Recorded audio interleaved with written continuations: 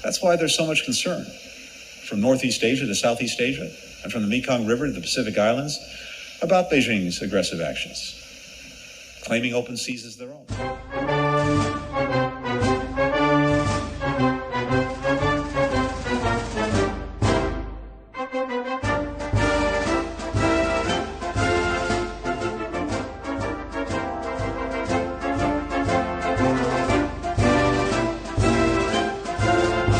Sudah bukan rahasia lagi, memanasnya kawasan Laut China Selatan memang telah berlarut-larut cukup lama. Bahkan beberapa kali perseteruan terjadi di kawasan yang menjadi perbatasan sejumlah negara di Asia Tenggara tersebut dengan China.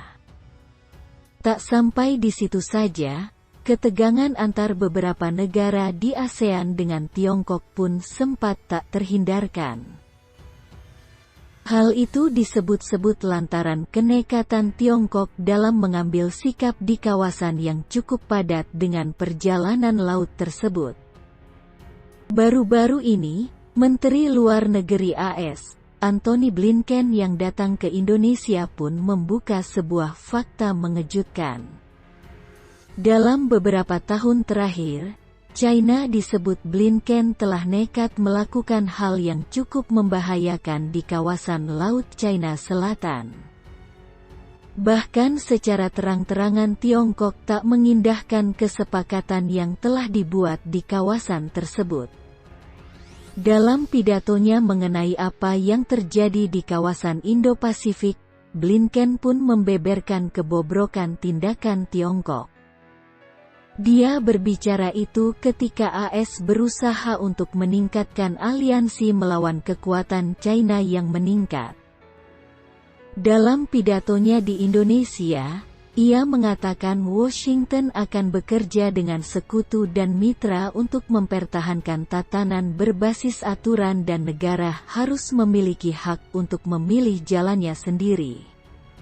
Itulah mengapa ada begitu banyak kekhawatiran dari Asia Timur Laut hingga Asia Tenggara dan dari Sungai Mekong hingga Kepulauan Pasifik tentang tindakan agresif Beijing. China mengklaim laut lepas sebagai miliknya, mendistorsi pasar terbuka melalui subsidi kepada perusahaan milik negara, menolak ekspor atau mencabut kesepakatan untuk negara-negara yang kebijakannya tidak disetujui, kata Blinken. Bahkan sejumlah negara di kawasan Asia Tenggara pun sebenarnya telah bertindak agar China tak lagi semena-mena. Namun hal itu agaknya tak diindahkan oleh pemerintahan Xi Jinping saat ini yang masih nekat bertindak berlebihan. Tetapi, Amerika Serikat berjanji bertekad untuk memastikan kebebasan navigasi di Laut China Selatan. Selain itu, ia menambahkan tindakan Beijing saat ini sudah sangat mengancam pergerakan perdagangan yang bisa mencapai nilai $3 triliun Amerika setiap tahunnya di kawasan tersebut. Semua itu bermula dari klaim Tiongkok atas batas wilayah di kawasan Laut China Selatan yang berbatasan langsung dengan sebagian besar negara di ASEAN.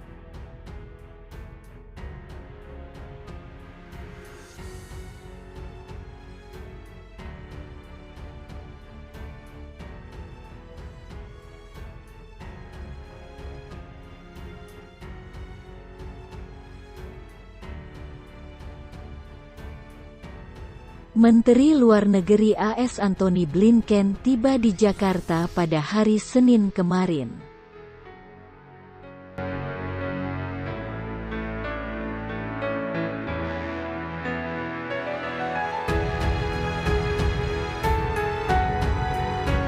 Mengawali lawatan ke Asia Tenggara yang bertujuan untuk memperkuat hubungan di wilayah yang telah menjadi medan pertempuran strategis antara Washington dan Beijing. Dalam lawatan pertamanya ke Asia Tenggara sejak Presiden Joe Biden menjabat pada Januari lalu, Blinken juga akan mengunjungi Malaysia dan Thailand pekan ini setelah mengunjungi Indonesia. Asia Tenggara menjadi panggung persaingan penting antara AS dan China, dua ekonomi terbesar dunia. Kedua negara terlibat perebutan pengaruh yang memanas ketika pemerintahan Biden berusaha terhubung kembali dengan wilayah di mana komitmen AS di bawah pemerintahan Presiden Donald Trump dipertanyakan.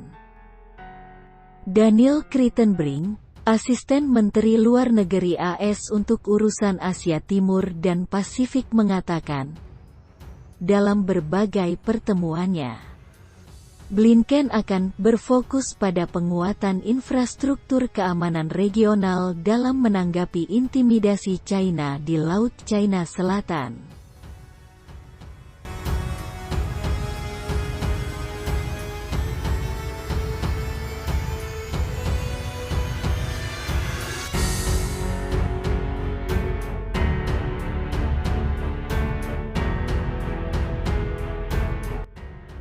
AS dan sekutu-sekutu baratnya melawan keagresifan Beijing di Laut China Selatan. Jalur pelayaran bagi sepertiga perdagangan global, dan menuduh armada penjaga pantainya yang besar mengintimidasi negara-negara seperti Vietnam, Filipina, Malaysia dan Indonesia dengan mengganggu aktivitas energi dan perikanan mereka. China mengklaim hampir seluruh wilayah laut itu sebagai miliknya, dan telah menolak tindakan AS yang disebutnya sebagai campur tangan kekuatan asing. Pemerintahan Biden menganggap keterlibatan lebih dekat di Asia Tenggara sangat penting dalam upayanya untuk melawan kekuatan China yang kian berkembang. Akan tetapi penarikan mundur Trump dari sebuah kesepakatan perdagangan regional tahun 2017 telah membatasi kemampuannya untuk memasukkan pengaruh ekonomi. Sementara Beijing telah berusaha untuk meningkatkan hubungan perdagangannya. Diberitakan sebelumnya, Menteri Luar Negeri Retno Marsudi melakukan pertemuan dengan Menteri Luar Negeri Amerika Serikat Antony Blinken di Gedung Pancasila, Kementerian Luar Negeri Jakarta. Pada pertemuan tersebut, Retno mengaku bertukar pikiran dengan Blinken terkait dengan situasi terkini di Afghanistan. Selain itu, ia juga mengungkapkan rencana Indonesia untuk meningkatkan bantuan kemanusiaan untuk rakyat Afghanistan. Kita bertukar pikiran mengenai situasi di Afghanistan dan rencana Indonesia untuk meningkatkan bantuan kemanusiaan ke rakyat Afghanistan, ujar Retno.